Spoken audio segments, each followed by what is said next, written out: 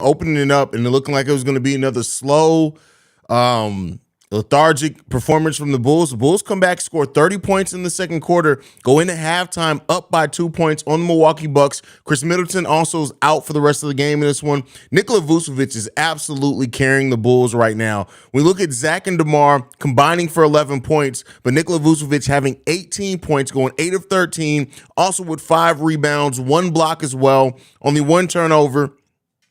And then balanced scoring from the bench today. Derrick Jones Jr., 5 points. Andre Drummond, 3 points. Kobe White, 5 points. Ayo Dosunmu, 6 points.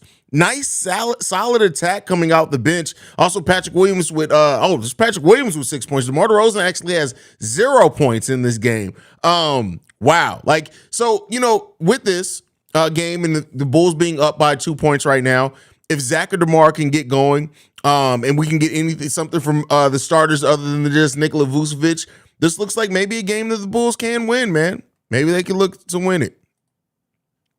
Shay says, who said that we lost the trade to the Orlando Magic? A lot of people say that, and it's kind of short-sighted there. I want to be happy, but Giannis and Chris are out. Listen, it don't matter. The Bulls need wins. We just lost to a team without Trae Young. That goofy-looking motherfucker. So, listen, I need the win tonight. Jack Holland says, Haize, I've been wondering, if it comes down to the money to keep Vooch, could Lonzo career-ending exception allow us to sign him for more? Is that even a good idea if it was the only way to retain Vooch? Well, keep in mind, we have Vooch's bird rights, so we can re-sign him for any amount. We can re-sign him. Of course, there's a limit on how much of an extension he can get, but we can re-sign him regardless. We don't need cap space to re-sign Vooch. For a team that tries to avoid the luxury tax, yeah, I mean, maybe that could help us re-sign Vooch, but I think we still have to use it to address other position as well. So, Brandon Peck says Vooch does not have a block. Vooch absolutely has a block. Go check the stat sheet. P. Will playing great. Yes, P. Will is. Hey, listen, when P. Will doesn't hesitate on taking that 3-point shot, it's nice. It's nice. J3 Cabrera says it's going to be a close one. Yeah, it probably will shape up to be that. DeMar killing me with them pump fakes and jump passes. The jump passes, the pump fakes. I've become desensitized to pump fakes from DeMar DeRozan. Like, it is what it is. But the jump passes, he got to stop that, man. Keep feeding Vooch. I want him to get 50 tonight from Brandon Eljet. That wouldn't be bad at all. Haize, what's up? I like the energy from the Bulls so far. This game after the letdown yesterday. The first quarter, the defense wasn't too bad. The offense was absolutely god-awful.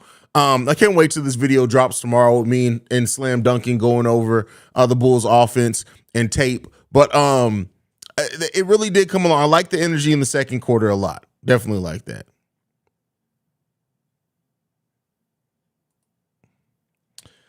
Great first half by Vooch. Just watch. They won't even let him touch the ball in the second half. They better listen.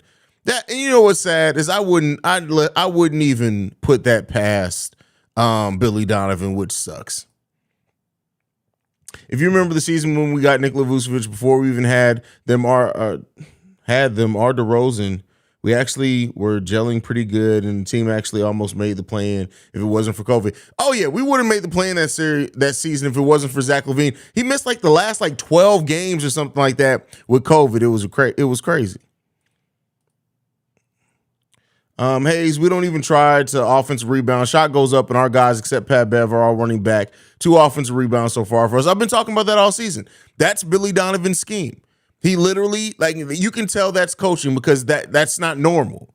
And I get it. Like I said before, we don't have the best one-on-one defenders, so we really don't even try for offensive rebounds. We just try to go up and set up our defense. I don't like it at all. I don't like it at all. I get not wanting to get caught out of position, especially when you aren't the best defensive team by any stretch of the imagination. But to not try for rebounds at all, offensive rebounds, is tough, man. It's really tough. Why do y'all always question me and then I have to prove y'all wrong? Why is it, especially you, Brandon Peck, my brother? What does this say? Nikola Vucevic, block. You see that? You see that category right there? You see that one? You see that right there? That represents one block. Just one block right there. That's what that means. You see that? Block, BLK. They're not talking about black people or the dating app. It's a block. It's right there. I got to give you shit, Brandon Peck. That's my dude. That's my little brother, too. Brandon Peck is my guy.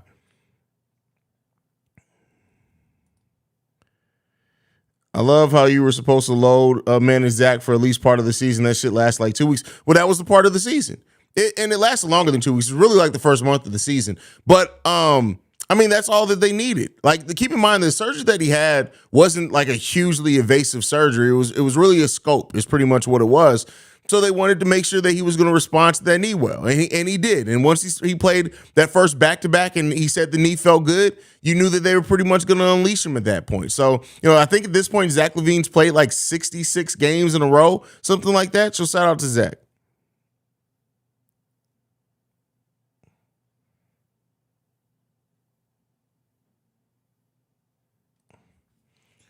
Loki saw through the piece we drafted and let go, and now need.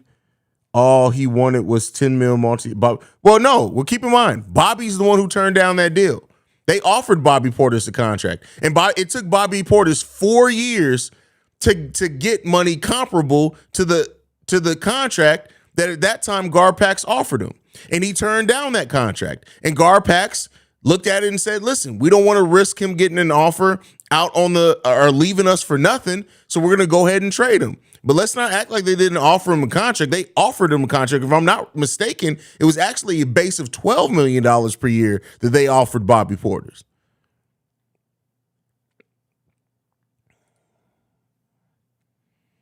The Chicago Bulls fan base is split in half. 90s and earlier fans who are used to dominance and have expectations of fans after 1998 who are used to mediocrity. How do Bulls bridge that chasm? I don't think that's as simple as it. I really don't. I don't think it's Bulls fans after 1998 are all of a sudden happy with the team. Matter of fact, I would say that some of the more upset Bulls fans are the younger fan base. So I don't think that's it. And it's not up to the Bulls to bridge the gap between the fan base. It's up to them to win. So regardless of wherever the fan base sits, it's your job to put the best team there.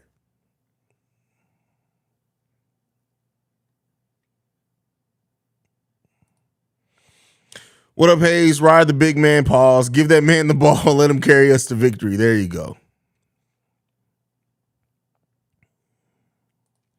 Is this game still being broadcast on NBC Sports? The ESPN commentators are absolute snooze faces. No. And I hate ESPN commentators.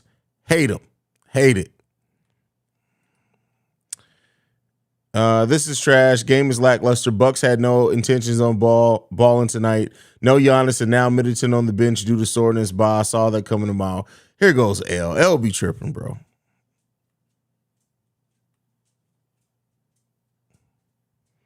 It is on NBC Sports. So it says, oh, well, shit, I'm switching back to that now. I'm done with ESPN. Fuck ESPN if that's the case.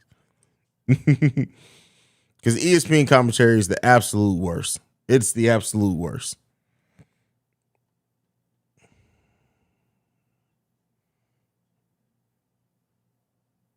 Stacy is here for us. Love it. Love it. Judy Goatland says, I don't live in Chicago. Hotwire that shit. I do wish the Bulls will keep playing up and down to the competition. Oh, I don't even that's giving them too much credit. I can't give them too much credit to say that they're playing up or down to their competition. I just can't. The Bulls just are bipolar. Look how many sub 500 teams we lost to, and look how we got blown out against the Lakers at home. We got blown out against other teams at home. So I don't know if we're playing up or down to our competition. I just think the Bulls are just an inconsistent team. They don't know how to give that consistent level to effort to win. That's biased because when you're a fan, you stand on your team no matter what. I support Arsenal football too, and they haven't won a championship in 19 years. Well, I don't think he's saying that you don't stand on your team. You can stand on your team. I think he's more so saying the level of patience that a fan base has with a team. You can still stand on your team and be impatient. You don't need to be a blind fan. You can't say, hey, everything they do is great. That's not what he's talking about. So at least that's not how I took it. Mutt, move. What up, Haize? Finally got a night off. I can watch you in the game. Looking good so far. What do you think about the new CBA if you've dug into it? I've talked about it a little bit over on NBA Central. I mean, it is what it is. We should attack Lopez more and try to get him fouled out of the game. I mean, I think Lopez is a savvy vet. I think Lopez he knows how to operate. He knows how to operate. Consistency only comes with opportunity, with continuity. Haize, AK probably no. Fuck all that. That's stupid.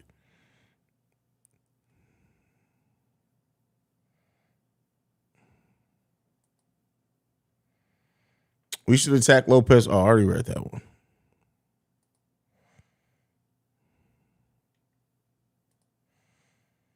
I saw a couple of Atlanta Hawks games recently on NBA TV. My God, is their announcer boring? Damn near put me to sleep, even in big moments late in their game, and the guy was so boring. Listen, the most announcers, there's a lot of sucky-ass announcers in the NBA. Haize, what are the odds that we can get a watch-along stream when we don't have the NBC guys commentating? Listen, you know what? I honestly think if you go to Playback TV, and they host it on my Playback TV, I think the guys are actually hosting a watch along that. Why are they? I'm just checking to see how they're doing it. Now it looks like they're watching it through ESPN there as well.